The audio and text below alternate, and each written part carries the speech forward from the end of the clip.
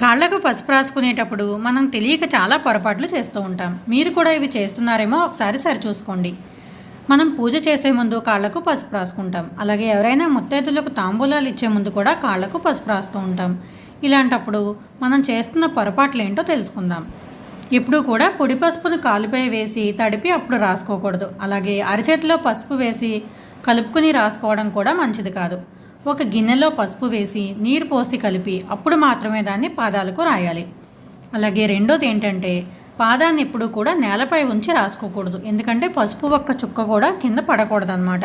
అందుకే మనం ఏదైనా ఒక పాత పట్టను కానీ పీటను కానీ వేసుకుని దానిపైన పాదాన్ని ఉంచి పసుపును రాయాలి.